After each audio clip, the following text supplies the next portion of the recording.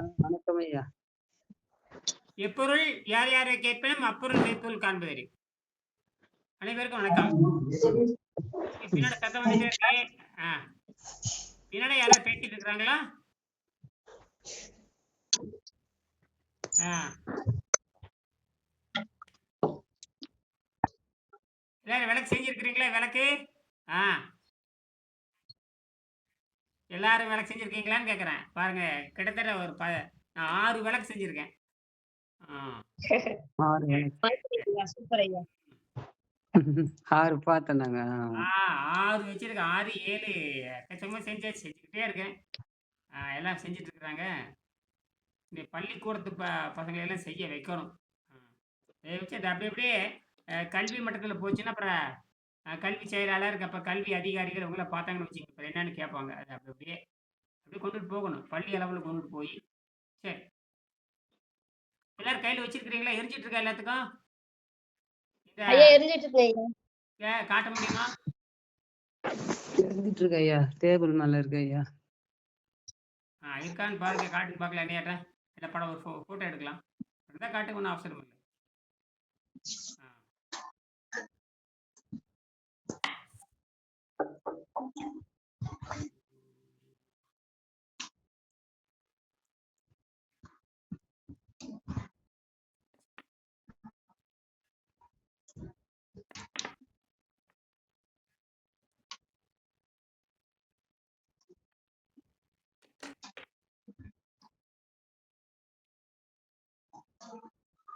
இங்கே ஐ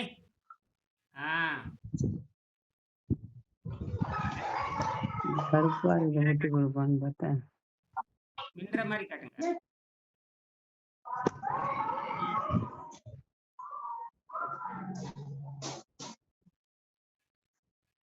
அருமை அருமை அருமையா வெளிச்சம் அடிக்குதுயா.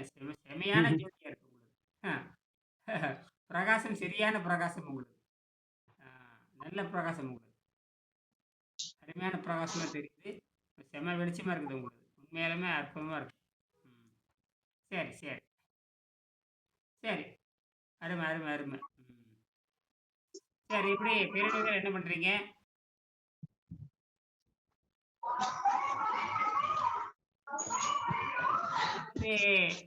நான் என்ன பேசுறது கேக்குதா? நாளைக்கு கலைநிலை என்ன பண்ணீங்க? எப்படி இருக்கு? பார்த்தேன், படமெல்லாம் இருக்கு. கை கால் வலிக்கு சொல்றீங்க. பாத்தீங்க வீடியோ பாத்தீங்களா? நல்லா இருக்கு, நல்லா இருக்கு, நல்ல முன்னேற்றம். ஷார்ட்ஸ்ல போட்டுருங்க, அதான் பார்த்துட்டு இருந்தேன்.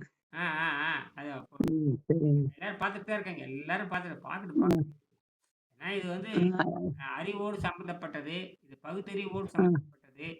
பகுத்தறிவை பயன்படுத்தி தான் பகுத்தறிவும் சுயசிந்தனையும் இருக்கணும். பகுத்தறிவும் சுயசிந்தனையும். அப்பதான் ஏன்னா அறிவு இயற்கை வந்து நமக்கு வந்து சுயமா சிந்திக்கிறதுக்கு தான் மூளை கொடுத்துருக்குது.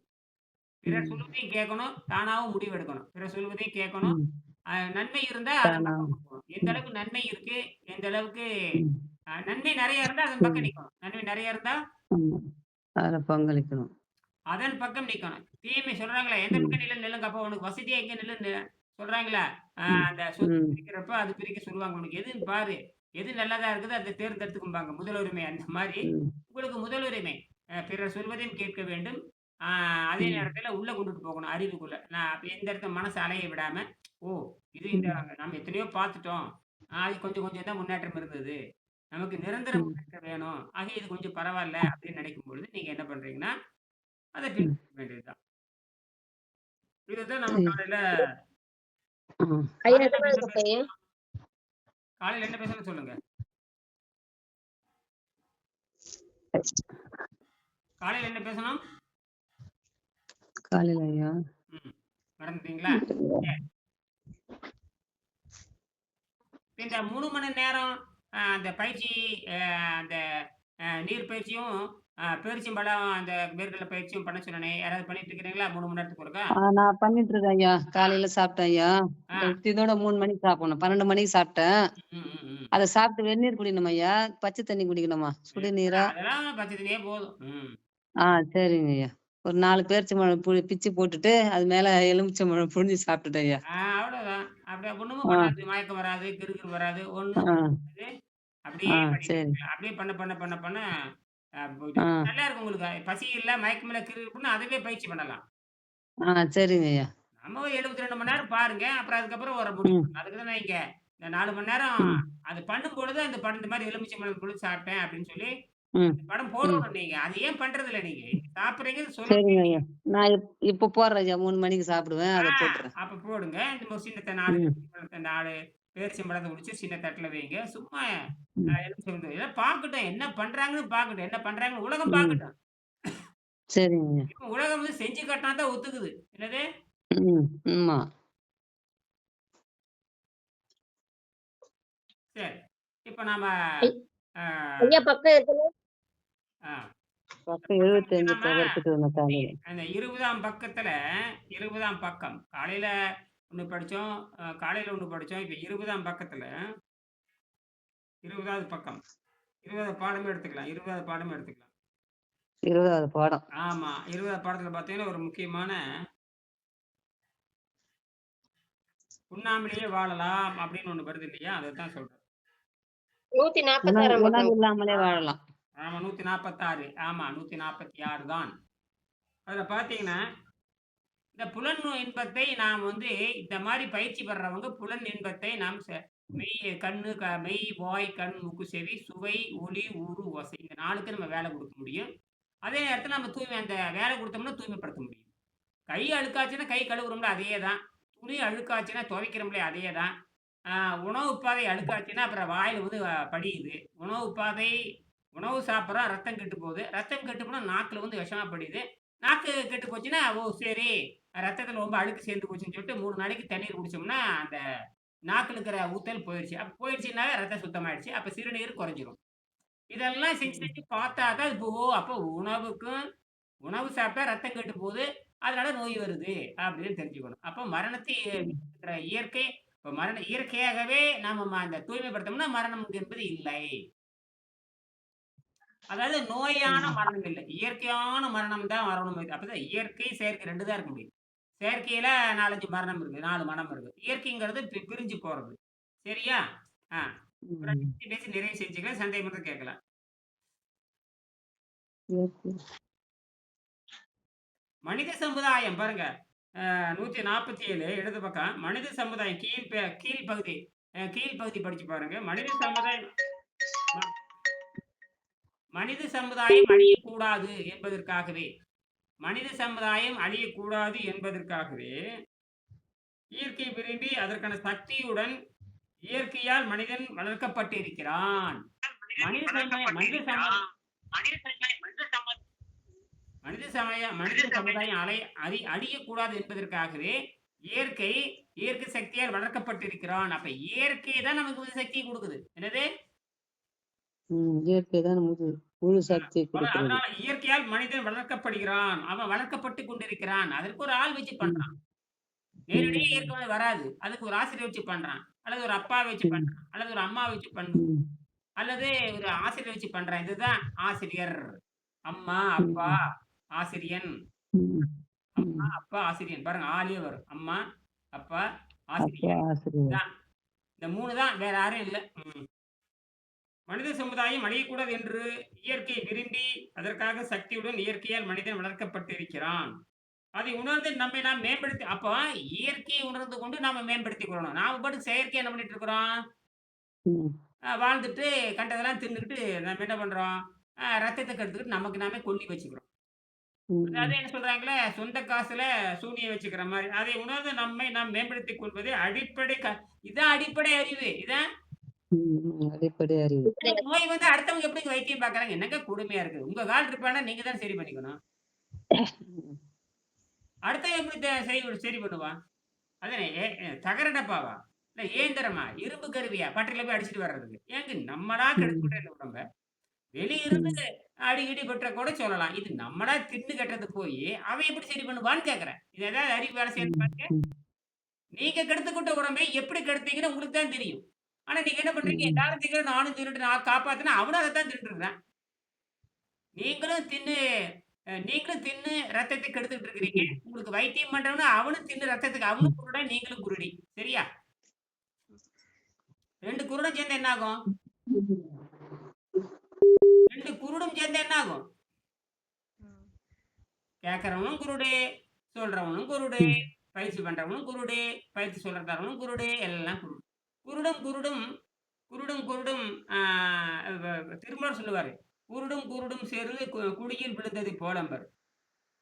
குருடும் குருடும் குருட்டாட்டம் ஆடி, குருடும் குருடும் குருட்டாட்டம் ஆடி, குழியில் விழுந்ததைப் போல அப்படின்னு வள்ளுவர் இந்த திருமூலர் ஒரு பாடல்ல சொல்லுவார். 2 பேரும் இதுவும் குருடு, அதுவும் குருடு. என்ன பண்றது?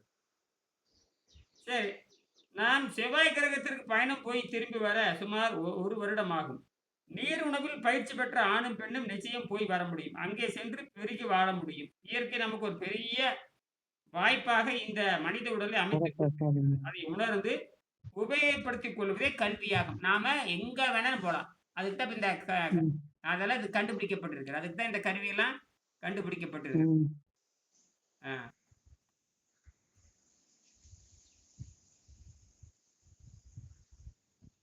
நிறைவு செய்ய போறேன். 3வதாக நம் பிறவிலிருந்து பல்வேறு பழக்கவழக்கங்களால் நம்ம உடம்பை கெடுத்துக் கொண்டிருக்கிறோம். 3வதாக நம் பிறவிலிருந்து பல்வேறு பழக்கவழக்கத்தினால் நம் உடலை கெடுத்துக் கொண்டவர்கள். உடல் நல்ல நிலையில் இருக்க நீருணவு முறை அவசியம். எப்படி நீருணவு முறைக்கு வருவது? முதலில் நாம் சைவ உணவுக்கு வர வேண்டும். பாலும் அசைவ உணவுதான். மனித உடலை சைவ உணவுக்கென்றே படைக்கப்பட்டிருக்கிறது. சில மாதங்கள் சைவ உணவில் பழகாதவர்கள் நீர் உணவிற்கு வர முடியாது. காலையில் பெட் காபி என்பதை மறந்து விடுங்கள். காலை 10 மணி வரை சுத்தமான நீர் மட்டும் பருகுங்கள். 9 மணி அளவில் தனிப்பட்ட துர்நாற்றத்துடன் சிறுநீர் பீறுவதை முதல் நாளே உணர்வீர்கள்.